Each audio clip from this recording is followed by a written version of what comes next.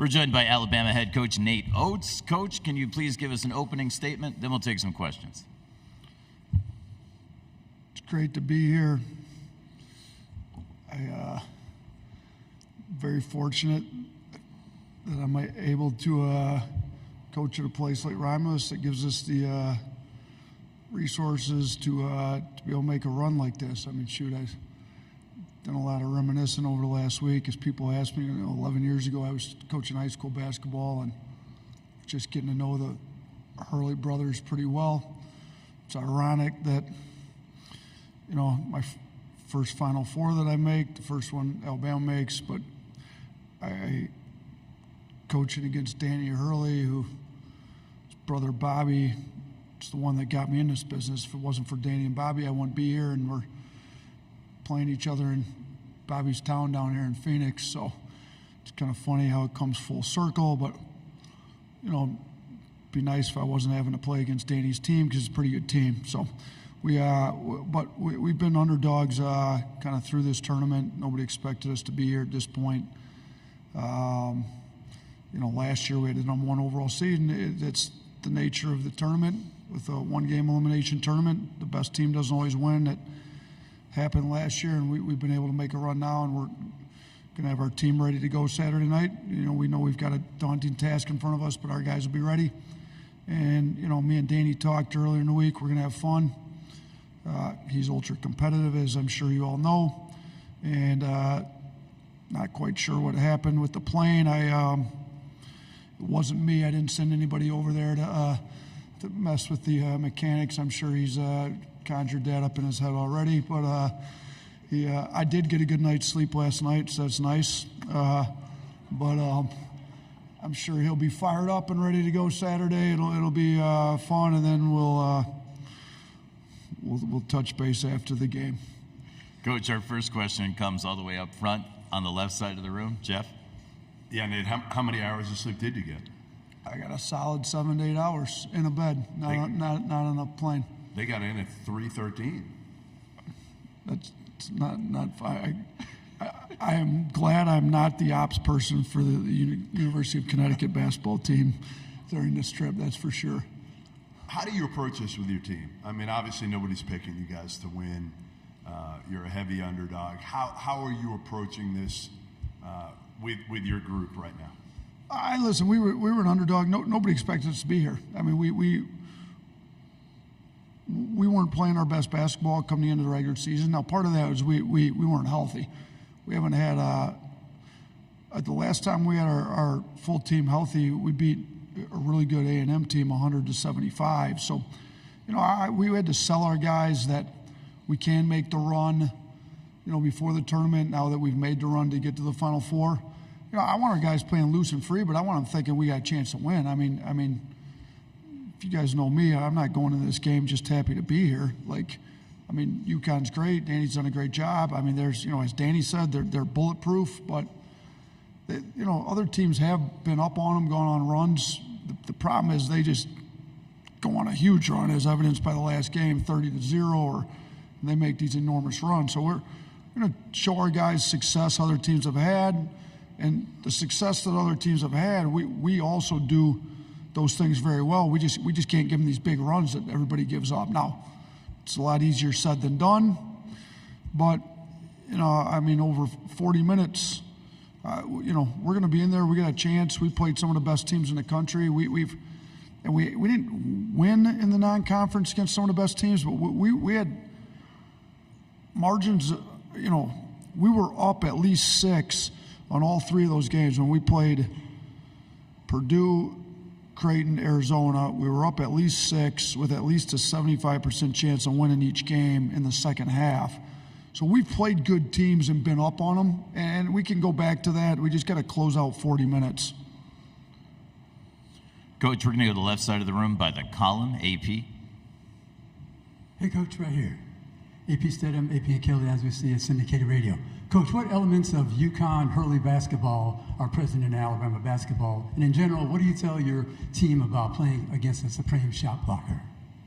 Yeah, the similarities are they play, Danny's, everybody makes it out to be like, we're the ones doing all the analytics and efficiency. Well, Danny's about that stuff too. Me and Danny have talked about it. Like they're trying to get the most efficient shots they can too. They're trying to force inefficient shots.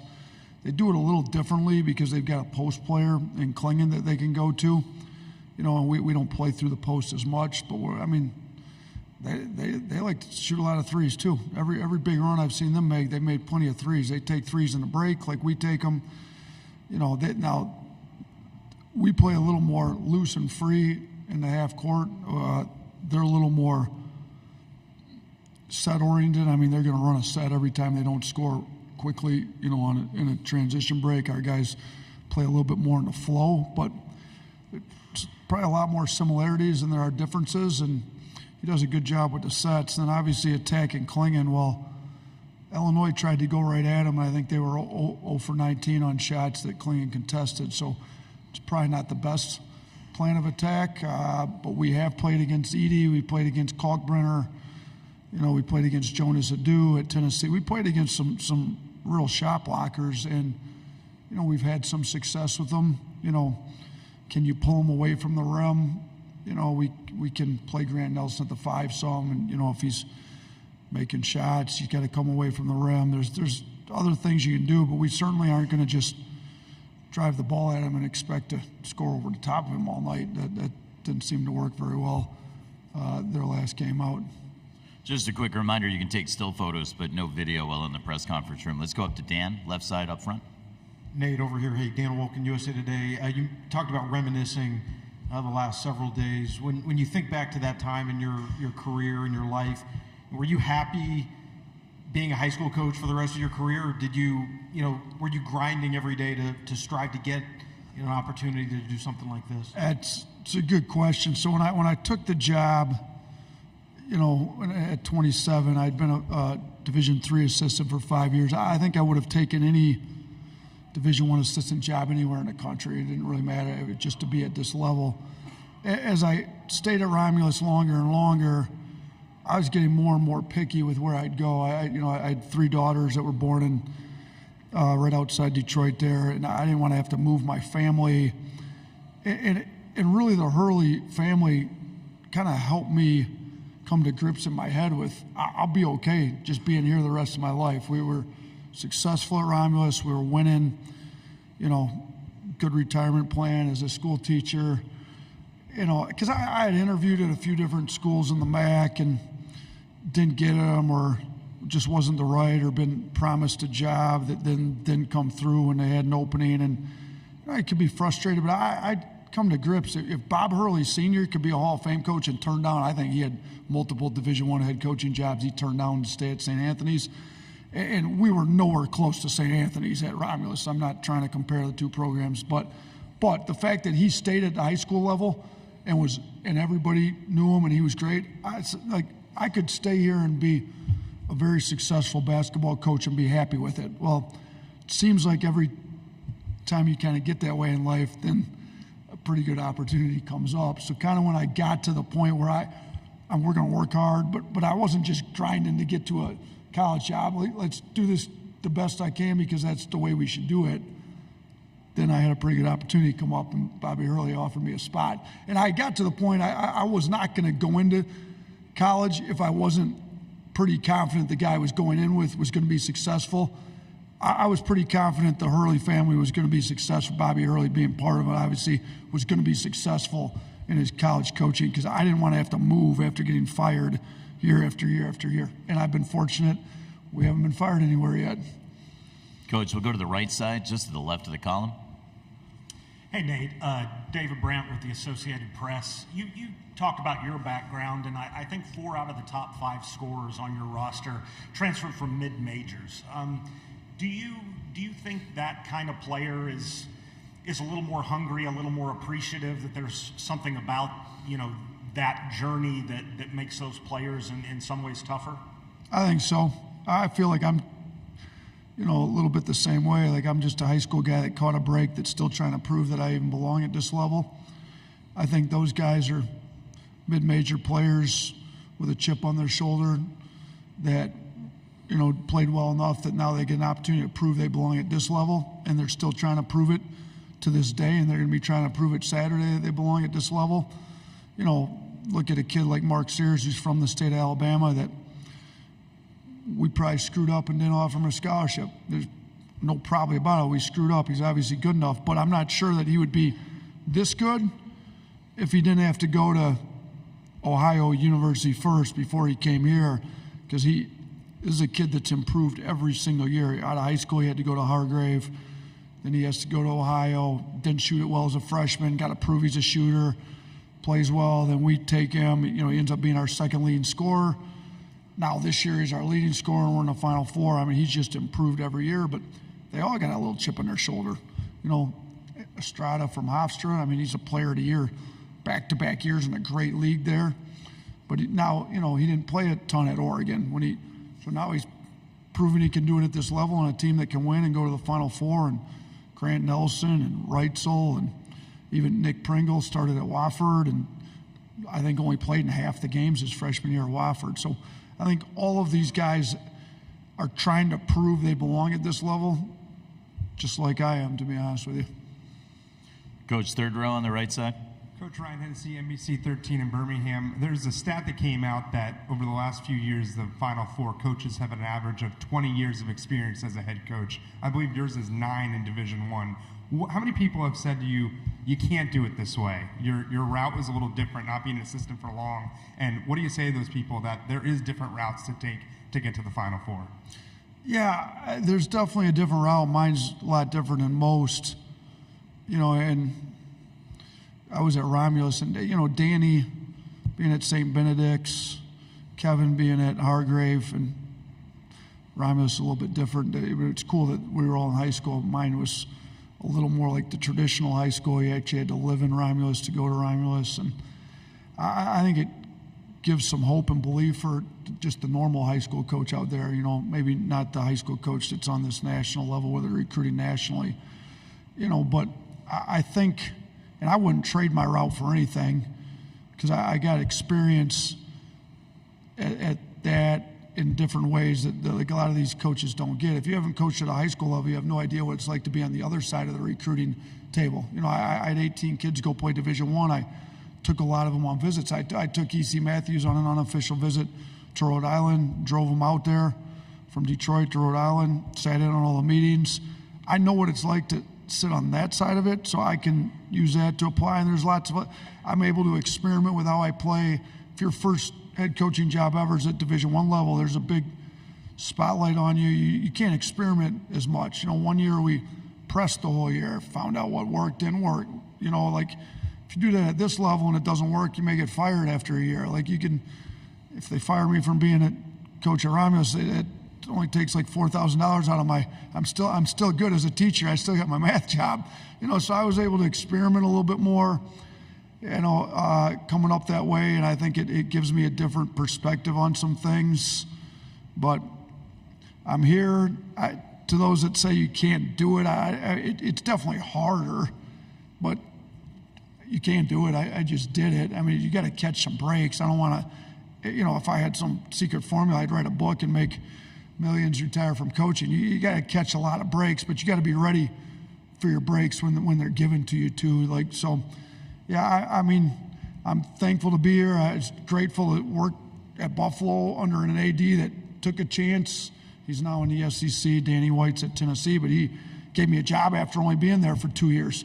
I was only out of high school for 2 years. So I know that I'm fortunate. I work for different people, caught different breaks that a lot of people don't get. There's a lot of high school coaches that are probably just as good, if not better than me, and just haven't had a break like I've been able to have. All the way back and all the way to the right side. Coach Sam Lance with Adam Zagori and Zagsblog.com.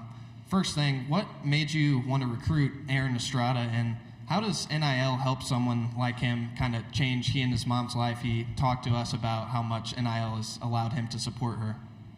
Yeah, Aaron's an unbelievable kid, a great player. I coached at a level similar to what the CAA is. The MAC and the CAA are similar levels. And when I got the job at Alabama, I know there's the best player in the MAC could definitely have played for us at Alabama for sure, just about every year. So you go find a player of the year on back-to-back years in a league as good as the CAA, like we knew, and we've got a third-party analytics company that helps us kind of evaluate transfers on fit within our program, and they thought he was great. I mean, he's like the best guard in the portal that we could get for how we want to play, and he's proven to be pretty good. I mean, he's got a triple-double. I mean, you think about all the pros we've had since we've been at Alabama. It's only the second triple-double we've had. Kyra Lewis had the first one, so he's played great. As far as the NIL goes, you go from Hofstra to a place like Alabama, and there's opportunities for a lot more NIL than there was at Hofstra. For him to be able to bring his mother down to as many games as they did and help her. I did an in-home visit with him in a Philly area, him and his mom, and it kind of took me back to my Romulus days. Like I said, I used to go to all my players' houses and stuff, and it was cool to kind of be in there and know that he could support his mom. And I mean, she's a great lady. I love seeing her at all the games, and she's super nice. But yeah, he's able to help her with what he can and bring her to games. And the NCAA, it's great. They provide the money to bring the families to the Final Four. But now with NIL, like, the kids can bring their parents to all the NCAA tournament games. Spokane, LA, they can fly them up to Toronto when we play Purdue. They can. So those opportunities are great for the kids now. Up front and center. Nick Kelly, Tuscaloosa News. Nate, can you put into words what Mark Sears has meant to the team's success in the tournament and the whole season? Well, obviously, he's our leading scorer, and we had a top 5 offense in the country most of the year. A lot of the year, we were number 1 offense in the country, and he's a huge part of that. We wouldn't be where we're at without him. We know that. And offensively, he's been one of the best players in the country all year. We would not be in the Final Four if it was not for Mark Sears' defense, leadership. Like, he's turned it around a lot in that regard in the last month. I think he made a decision. He wants to play as long as possible this year, wants to put himself on a national stage. And the only way we were going to do that is if our best player was really locked into the defensive end of the floor, and he's been really locked in and proved he can be a great guard defender. And he's doing it. We need him to do it on Saturday night again because, he's got to play. It's our best player on offense. He's going to play a lot of minutes. So when your best player is playing really hard on defense and leading the way he's been for these last few weeks, you got a chance to make a special run like we've done. Coach, center of the room, 3 rows from the back. Robert O'Connell, Wall Street Journal. Nate, you've talked all tournament about this philosophy of next, next, next. Can you expand a bit on the different things that might mean to you on the practice level, game level, season level, and how hard is it to kind of trust that process in, like you say, a single elimination tournament where things can go off the rails so quickly? Yeah, so,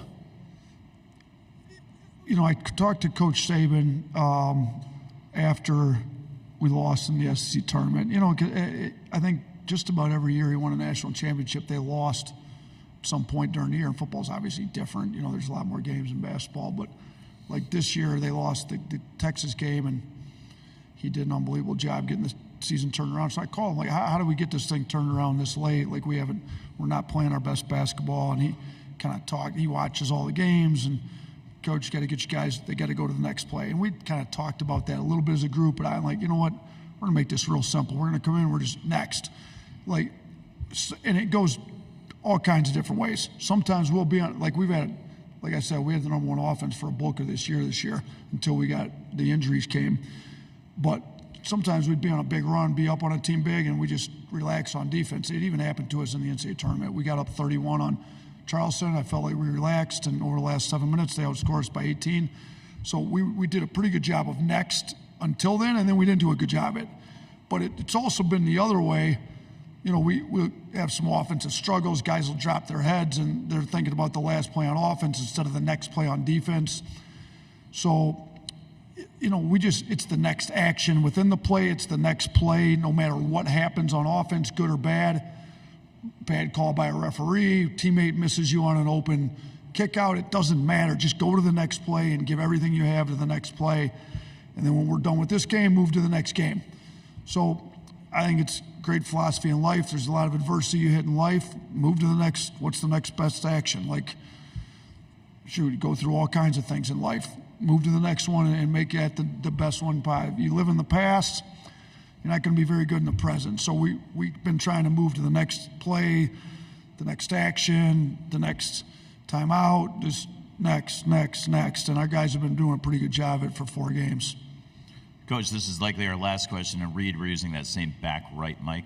Matt Norlander, CBS Sports. Nate, this is kind of touching on what you just talked about, but you're 105th in adjusted defensive efficiency at Ken Palm, which I know you know. At this stage of the season, your team's defensive capability or lack thereof kind of is what it is. When you face UConn as a coach and with your staff, are you going to lean in on everything possible that you have offensively, knowing that you have certain limitations defensively and what the data says, and I know you're deep into that, or how do you prepare this team after seeing UConn essentially, eviscerate his past 4 tournament opponents? So, yeah, I mean, obviously we've got a third-party analytics company that does a great job. We look at Ken Palm a lot. We look at Bart Torvik. We look at all of them a little bit here and there. I think Bart Torvik's got one that you can put in just a set number of games.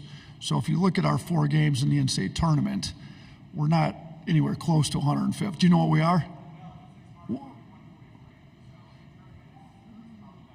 Yeah, you should look at just the tournament. And if you looked at the 4 games in the tournament and took apart, look, we did a very bad job once we got up 31 on Charleston. We relaxed. If you take out those 7 minutes where they outscored us by 18 after we got up 31, our defense, and you could probably do it. I should ask our third-party analytics company, SSA, to do it for me. I believe our defense is more like top 30. So we're not going to just assume that we're a terrible defensive team and just try to outscore UConn. I think that's a recipe for disaster. They're too good on both sides of the ball. I will say, we basically, our mindset with these guys have been, guys, if we're back healthy and have the number 1 offense in the country like we had when we were healthy, and we can be a top 20 to 30 defense, we can make a Final Four run.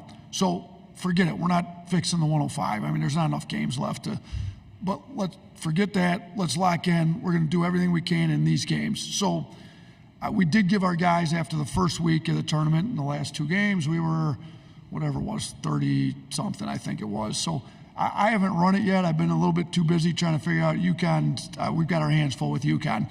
You could probably run it quick, and I should have had it run, but we're not.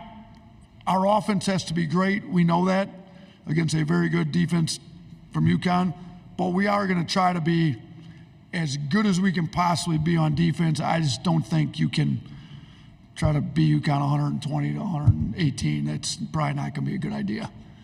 That's unfortunately all the time we have with Coach Oats. Fortunately or unfortunately, thank you, Matt. And thank you, Coach. We'll see you back here tomorrow Thanks. afternoon. Appreciate you guys. Roll Tide.